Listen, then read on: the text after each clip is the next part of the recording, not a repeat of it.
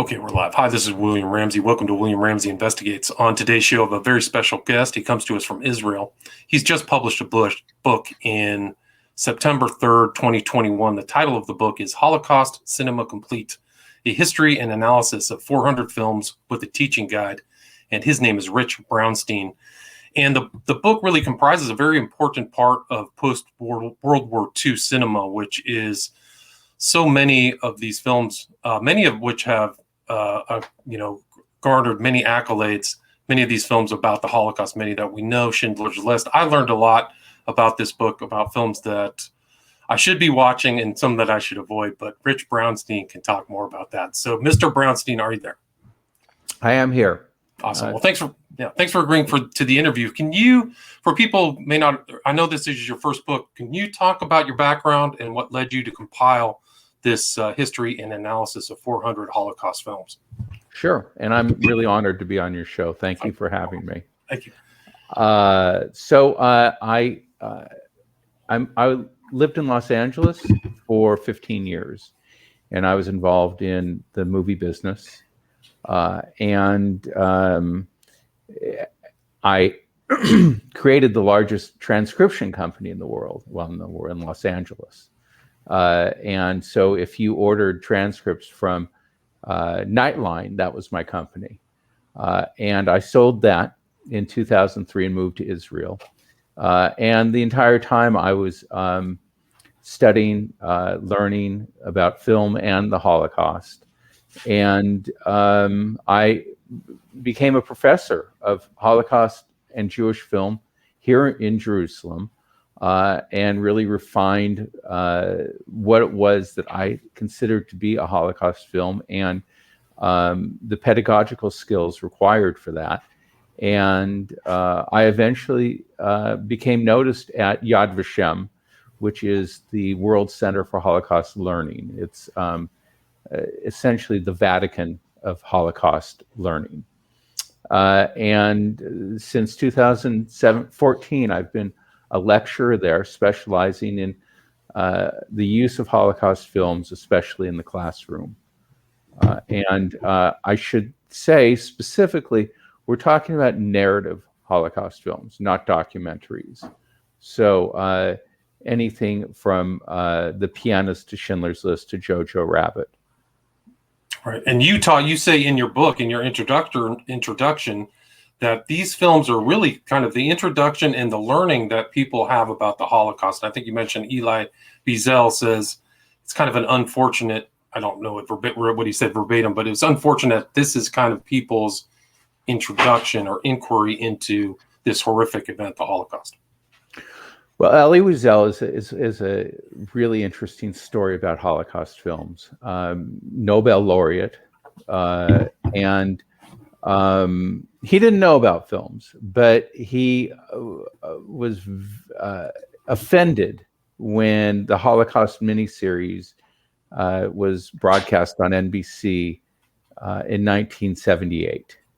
And he thought it was commercial and that it was poorly made and that it minimized.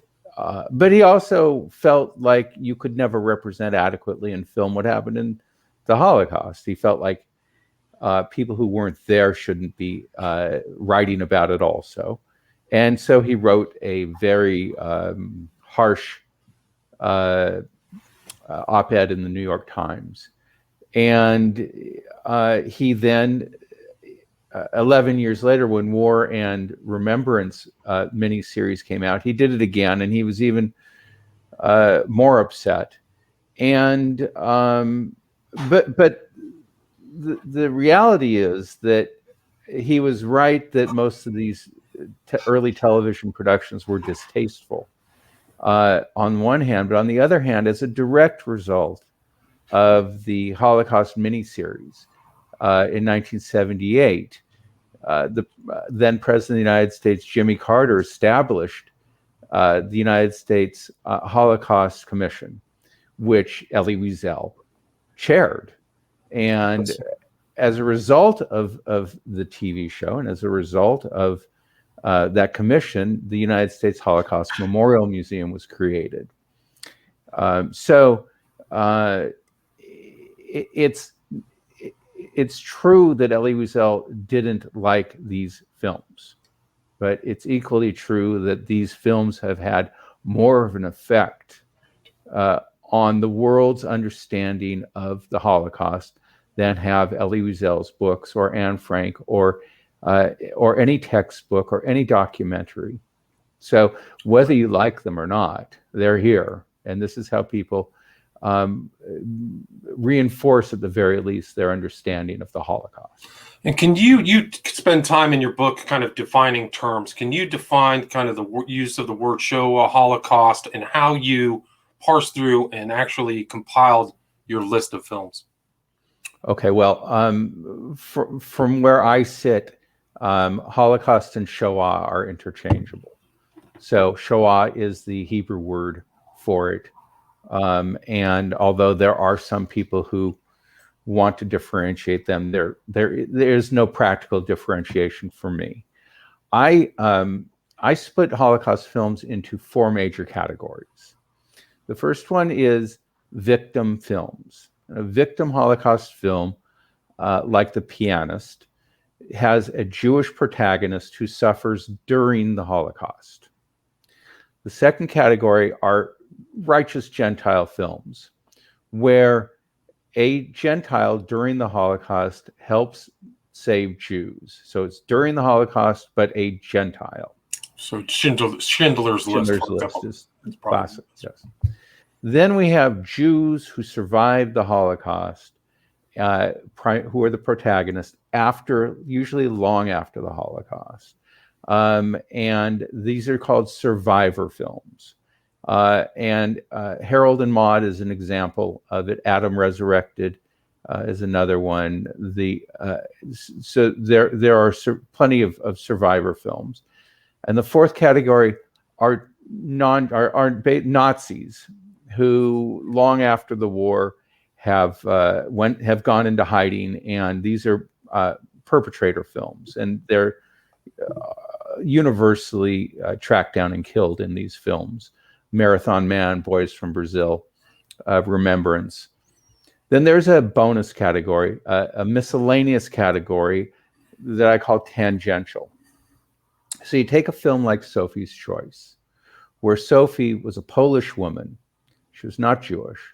But nobody would say that Sophie's Choice isn't a Holocaust film. Nonetheless, she's clearly not a victim, because victims of the Holocaust, by definition, are Jewish. She's not a righteous Gentile. She's not a perpetrator. And she's not a survivor, because, again, survivors of the Holocaust have to be Jewish. But nonetheless, this is a Holocaust film. So this is the bonus tangential category, where I also put Inglourious Bastards, Cabaret, which showed pre-war Germany. So you can't discount these films, but they are Holocaust films. Right. So it's a pretty wide-ranging group of films. What kind of you talk about 4 eras of Holocaust films. Can you describe those eras to the listeners? Yeah, sure. Post-war, after the war, when there was very little known about the Holocaust, there were films that were coming out almost immediately. Orson Welles made a film a year after Auschwitz that was a perpetrator film, where he played the Nazi who was who had created a life of his own for himself in New England as a professor, and he gets chased down. And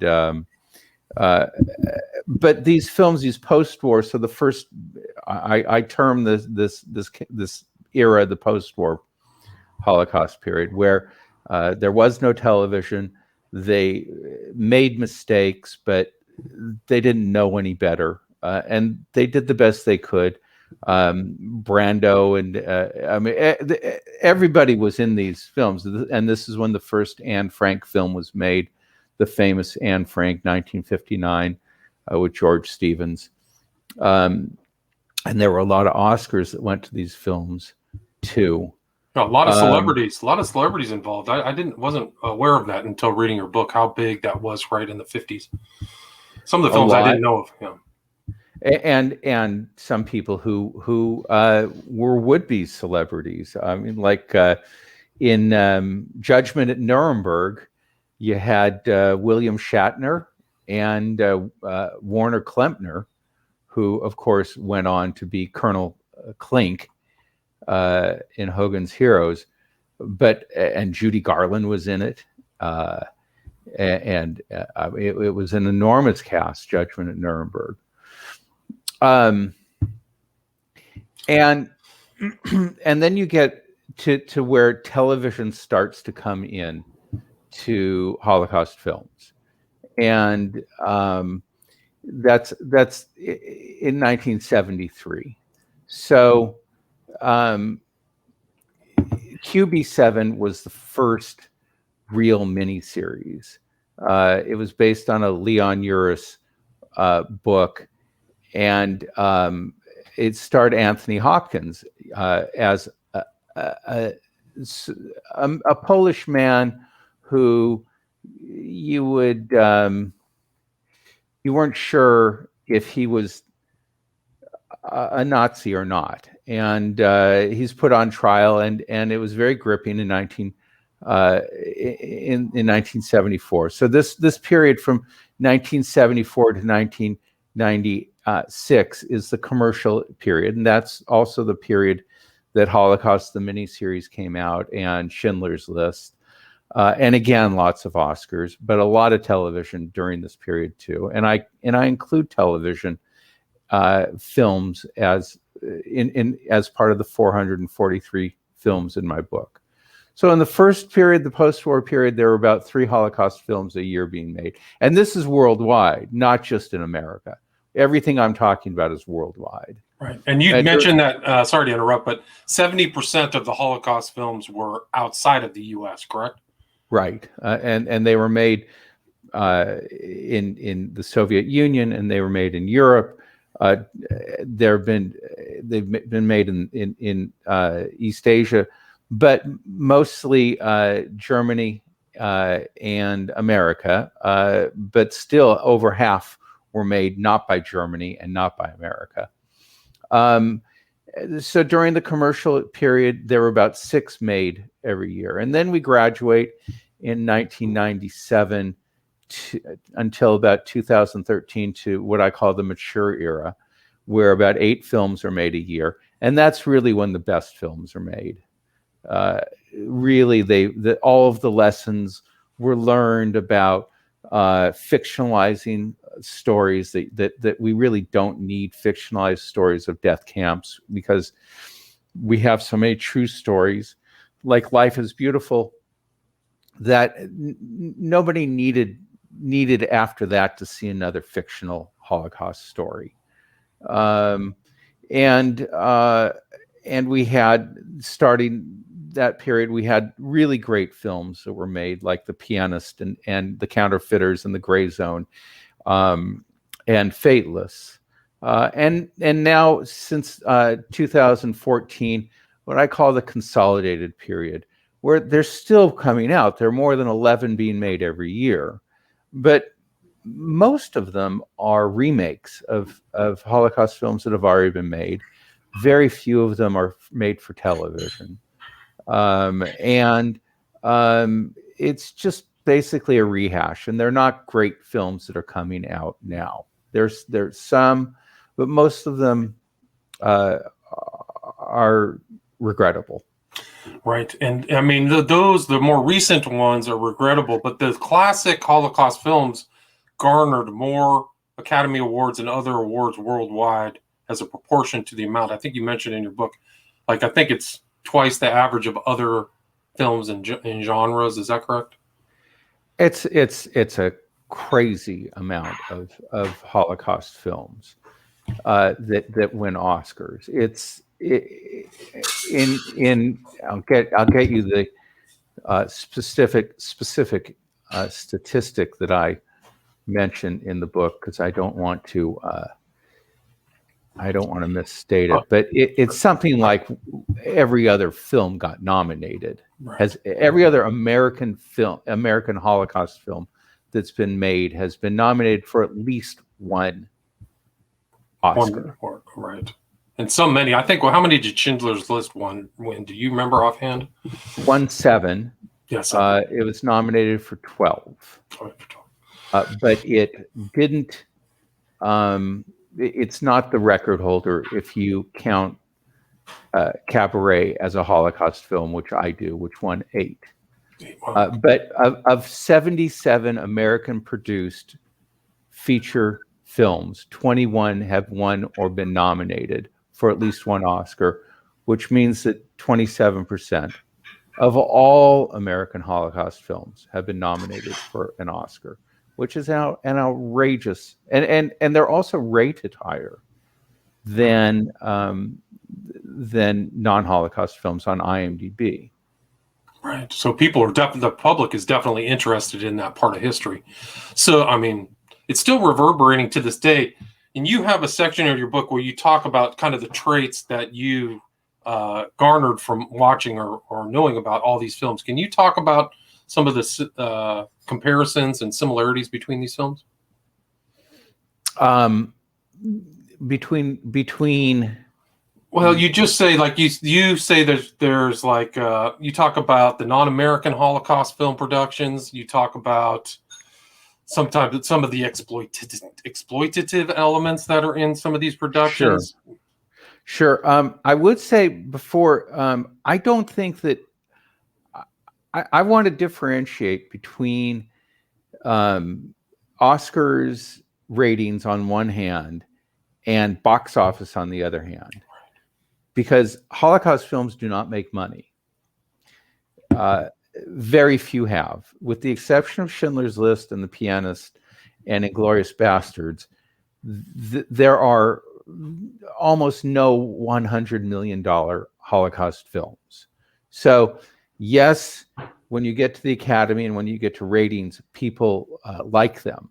But no, people don't flock to the box office to see them unless you're within a specific group. There are many Holocaust films are exploitative. So, take for example, The Boy in the Striped Pajamas, which is the only fictional death camp film that has been made since Life is Beautiful. And the story is about a nice man with a nice family who happens to get relocated to a small town in Poland because he is to become the commander of this German camp there called Auschwitz. And he has this little boy who is so sweet. And the little boy goes and sees these people in what he thinks are striped pajamas, who he thinks are farmers, and he makes friends with this kid, with electrified barbed wire between them, and it's impossible. It's silly. And the story humanizes the Nazis. It makes you think, oh, these are such nice. They're family men, and they all just love their kids. And what's the point? Of course, they were nice to their own kids. And another one that's exploitative is The Reader, which tells a story. It's Kate Winslet. She plays a post-war 1950s East German woman who can't read. She's illiterate. And she makes a deal with a guy, which I still quite don't understand exactly how this transaction was equal, but he gets to read to her, and in return, they have sex all the time.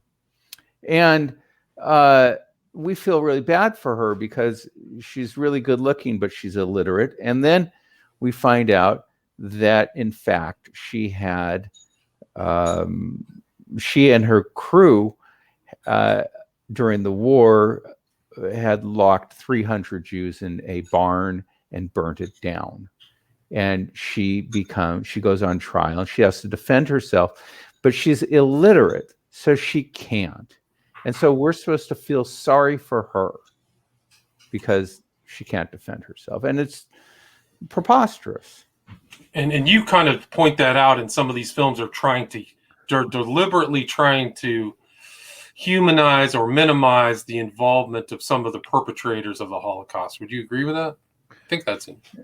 Yeah. Well, to minimize, I think that I think that I would say it like this: most righteous Gentile films, of which there are about 50, you get the belief watching them that you could walk out your door in Warsaw and turn left or turn right.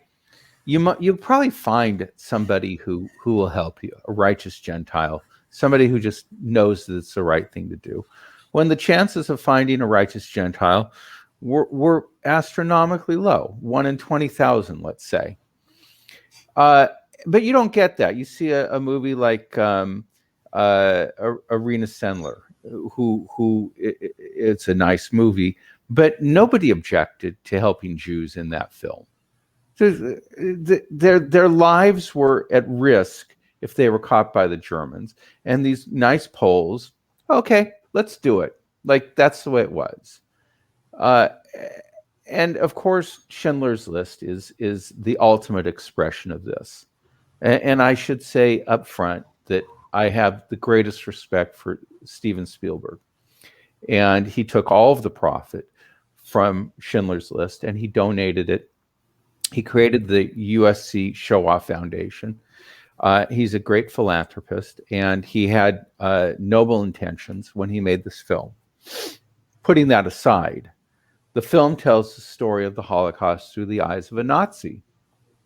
The most important Holocaust film ever made, and it's not about the victims of the Holocaust. It's about rehabilitating somebody who worked as a Nazi for 8 years. He was part of the planning of the invasion of Poland. He did not care during the murder. Well, the first 5 million of 6 million Jews were killed, and eventually he figured it out. And why is this the focus of a story? How do you? It's like if you see a story in the newspaper about somebody who smokes 3 packs of cigarettes a day turning 100 years old. What's the story? The story is that smoking doesn't kill you. It's only an interesting story because it's an anomaly, because it doesn't happen, because this one Nazi who saved Jews doesn't happen. I've had people come to me and they say, yes, but it's a great story about personal redemption, that anybody can improve. And my answer to that is, if you're teaching the story of personal redemption, then it might be a good story. But if you're telling the story of the Holocaust, it is not the story. Right. And you also, I think you state in your book that a lot of the Jewish characters are kind of one-dimensional. They're not really filled out as complete human beings in that story. It's just following Oskar Schindler around, and that he's kind of become a little bit of a celebrity in Israel. People visit his tomb as kind of this kind of good guy, but he was a lot more nuanced than that. There was a lot of self-interest in his actions too, in real life, not in the film. Eventually, during the period that's really the saving period, he had given up all of his wealth to save the Jews. It's indisputable. That's fine. I mean, at one point, he becomes a good guy. But again, it's not the story. And yes, he is. People do go to his grave, as shown at the end of Schindler's List. You see his grave, and you see Steven Spielberg's shadow there. During that scene, but that scene also implies falsely that without the Holocaust, there would be no Israel, that Israel exists because of the Holocaust, which would be a surprise to the people who had been here working, buying, fighting for the 50 years before the Holocaust, through all of that. I'm not saying that the Holocaust wasn't a component of the UN partition of Israel, or sympathy toward that. But to say that which Spielberg implies at the end of that film, that Israel exists because of the Holocaust, is really inconsistent with history. There's a lot of history before World War II in what was formerly Palestine. No question about that. I mean, you have these sections about kind of like, you think that these films can be used to teach people about the Holocaust. Can you talk about how you put together your curriculum and what the process would be to teach people about the Holocaust through these Holocaust films? Sure. So the first thing I would say is that Holocaust films are a supplement. So we need to have basic Holocaust education. You can't just sit somebody down and tell them that you're going to learn about the Holocaust, just like you can't learn about the Civil War by watching Lincoln. We wish that we could, but we can't. So if you have a specific part of the history of the war or of the Holocaust that you want to teach, then Holocaust films are very useful for that. So if you want somebody to try to understand what it was like to be in a death camp, then you show them a film about a death camp. But first they have to understand what a death camp was, and that it wasn't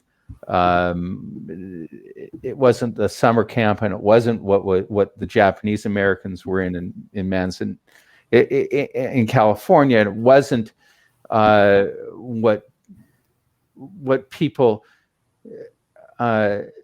want to imagine. So if they have a foundation about these things, then you show them a Holocaust film, and it can shore up those stories. And if you have specific stories, for example, there's the precursor to the Holocaust in Germany was what was called the T4 program, where the Germans killed handicapped, and they euthanized I think over 100,000, maybe 135,000 Germans who were ultimately not deemed to be useful to society, and so there's a movie about that called Amen. So there are specific movies that tell specific stories that are useful.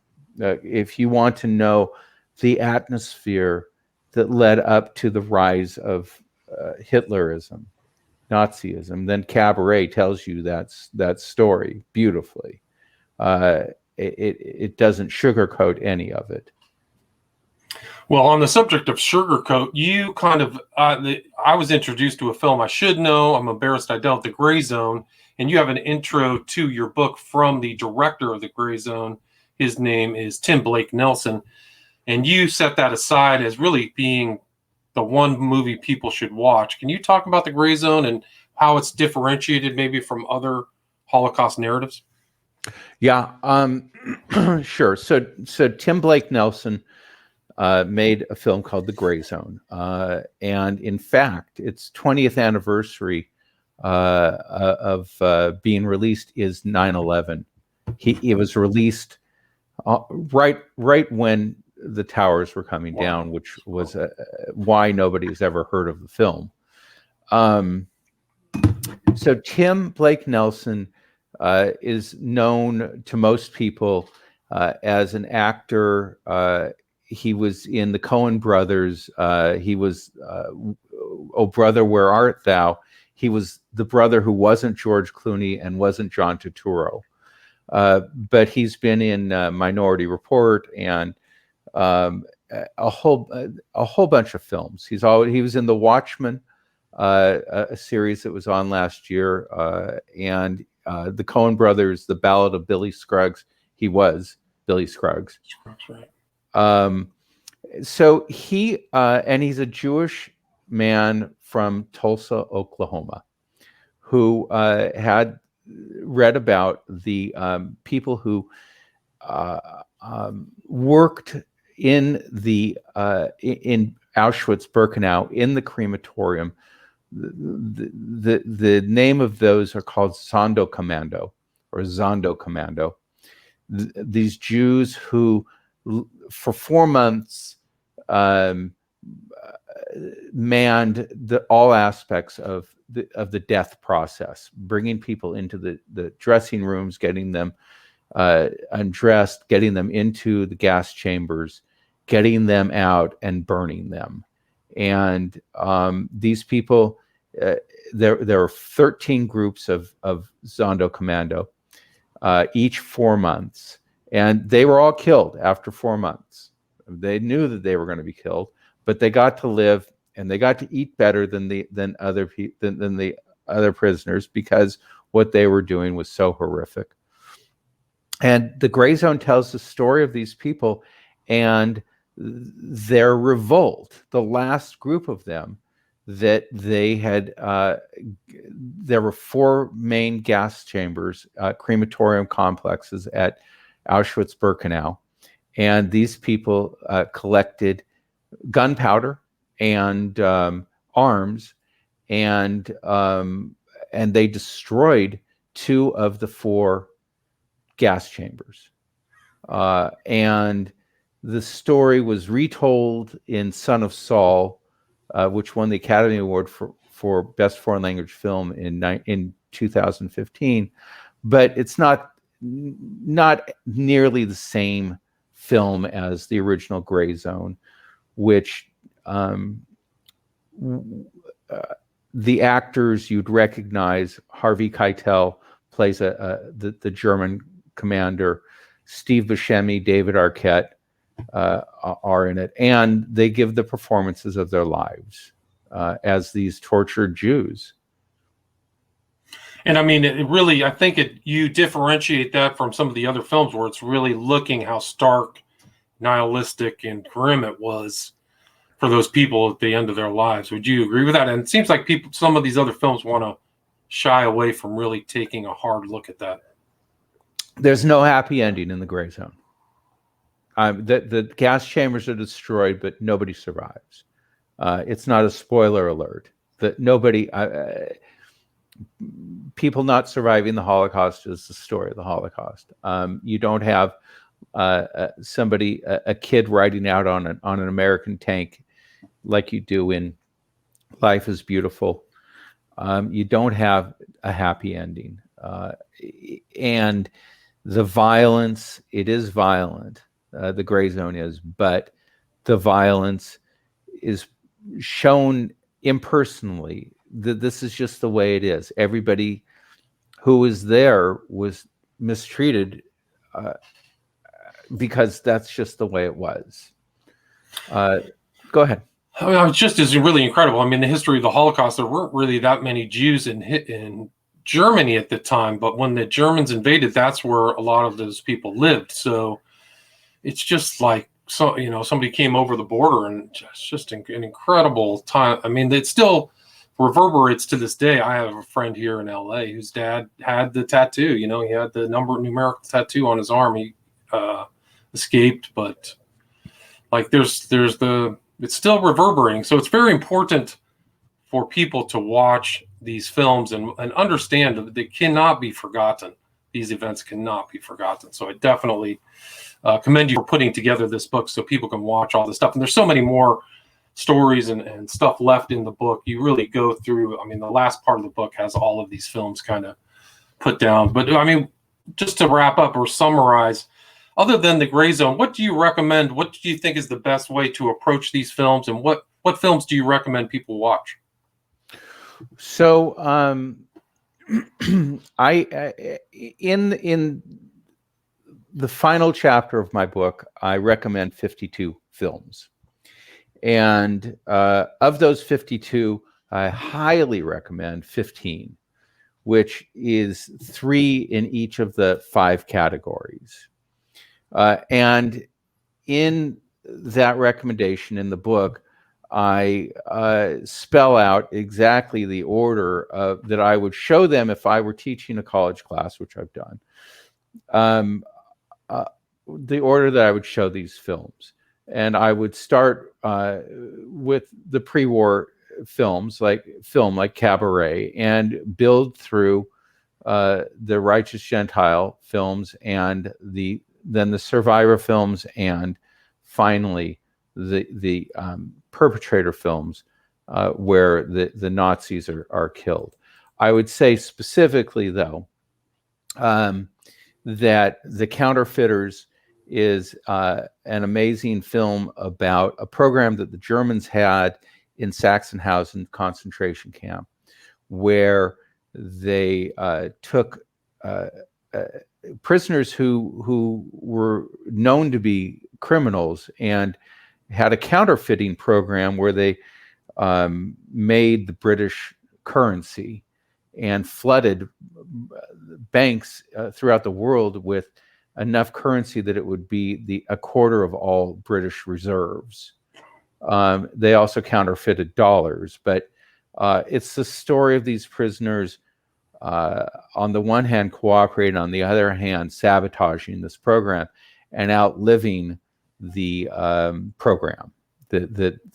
And in most of these films, most great films, you get to that point of liberation where all of a sudden the person who has the star and is a Jew is the only thing standing between the Nazi and a Russian bullet. In that case, it was the West that liberated the camp. But that moment of liberation is so fascinating when it's done in films. And then another film that is masterfully done is called Fateless, which is about a Hungarian boy who makes it to several camps and survives them. And how he survives is there are a dozen films about kids who survived the Holocaust. Some are good, some are bad, but this is the best of those. As far as survivor films, the classic one, which most people don't realize is a survivor film, is called Harold and Maude, which you only know it's that the woman was a Holocaust survivor from a half second where they show her Auschwitz tattoo. But other than that, you wouldn't have any idea. Well, she talks about her life back in Vienna, but still you wouldn't know.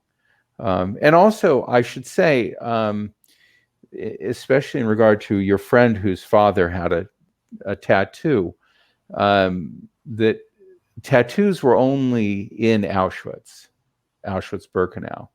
And some films show people who are tattooed who clearly were not in that camp.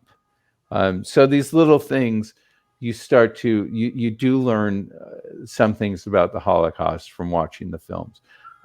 In that particular case, I went on to Wikipedia and changed it from their entry about Maude's tattoo from a concentration camp tattoo to Auschwitz tattoo, because there really was only in Auschwitz tattoo. Is that it? Oh, wow. Right.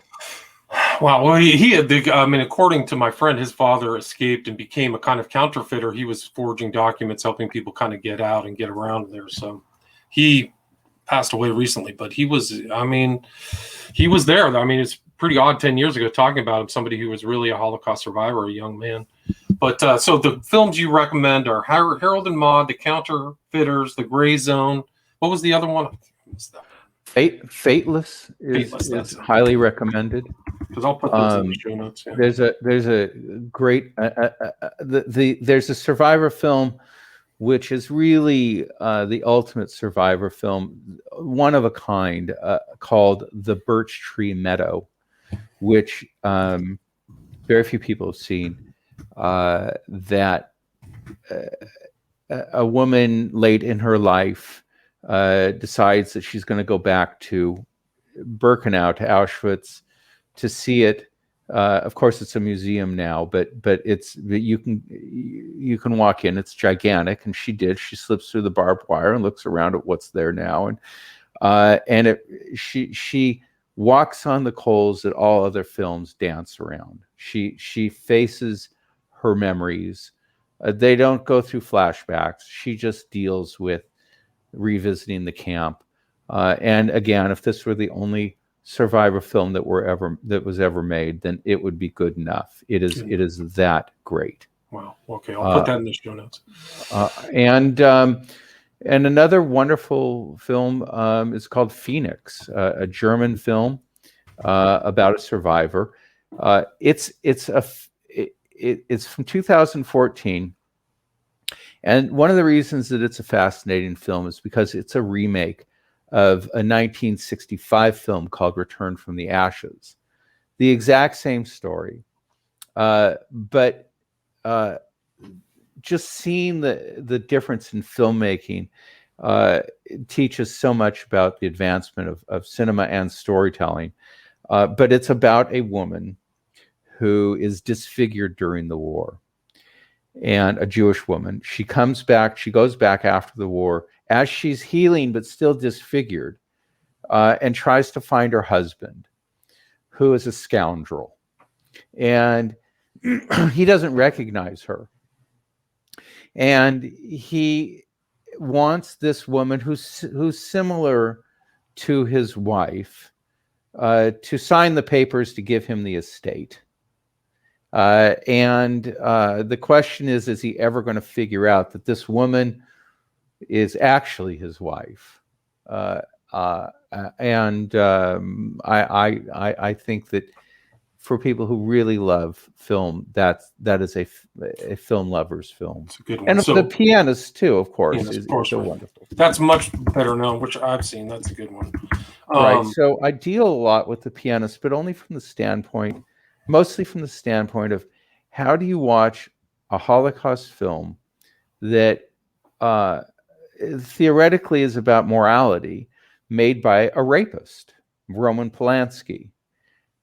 Are we capable of learning from the opportunity of discussing art within the context of the artist that made it? Right. So he was also a Holocaust survivor, is my understanding. Like he escaped the camps. Yeah. Totally. He totally. The story of The Pianist is very close to his story. Absolutely. And so it provides all kinds of that film provides all kinds of opportunities for learning. Right. And is there anything you'd like to add or anything I missed before we wrap up the discussion about your book? No, I think we've covered a good 1% of it. And, good. I know there's a lot more left. I highly recommend people go look through, because a lot of people have worked on this subject. So there's a lot of, I've learned a lot just looking through this book, and there's movies I definitely want to see. I've never heard The Gray Zone, so I'm really delighted to have you on the show and also learn from this book. Again, the title of the book is Holocaust Cinema Complete, A History and Analysis of 400 Films with a Teaching Guide by Rich Brownstein. Rich Brownstein, thank you so much for your time. Thank you so much. It was an honor to be on your show. That's great. I really appreciate it. Stay there. I'm going to just end the broadcast.